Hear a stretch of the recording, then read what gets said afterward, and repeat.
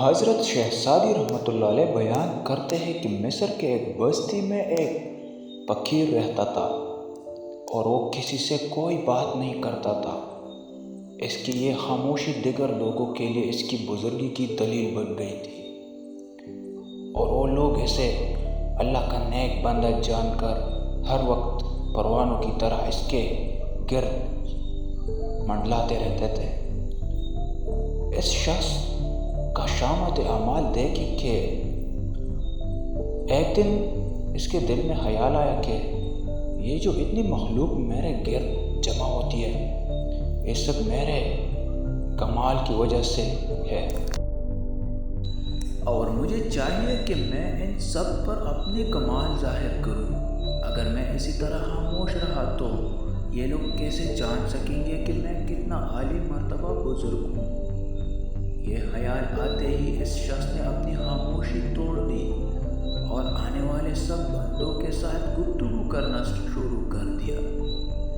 اگر واقعی میں یہ شخص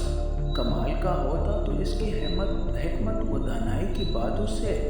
لوگوں کے دلوں میں اس کے لیے عقیدت زیادہ ہو جاتی تھی، لیکن وہ جاہل تھا۔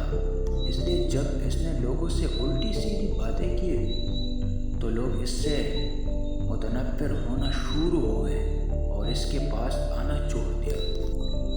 اور لوگوں کی اس سے عقیدت ختم ہو گئی۔ حضرت شہزادی رحمۃ اللہ علیہ یہ واقعہ بیان کرنے کے بعد فرماتے ہیں کہ اے عقلمند، خاموشی تیرے لیے باعث عزت ہے، اور یہ ایسا وصف ہے جو تیری جہالت کو چھپاتا ہے۔ بس تجھ پر لازم ہے کہ تو بغیر ضرورت کے اور بغیر سوچے سمجھے گفتگو نہ کرے کہ تیرے عیوب دوسرے لوگوں پر ظاہر ہو۔ حضرت شہزادی رحمۃ اللہ علیہ اس حکایت میں بیان کرتے ہیں کہ خاموشی بہت سے بلائیوں کی جڑ ہے، اور داناؤں کا قول ہے کہ کم سونا، کم کھانا اور کم بولنا بہت سی برائیوں کو روکتا ہے، اور جو انسان کم بولتا ہے اس کی زبان غیبت، چغلی خوری اور دیگر گمراہ کرنے والی باتوں سے محفوظ رہتی ہے۔ تو آج کی کہانی یہاں پہ ختم ہوتی ہے۔ انشاءاللہ کل ایک نئی کہانی آپ کے سامنے رکھیں گے، تو تب تک کے لیے ہمیں اجازت دیجیے، اور ہاں، چینل کو لازمی سبسکرائب کرنا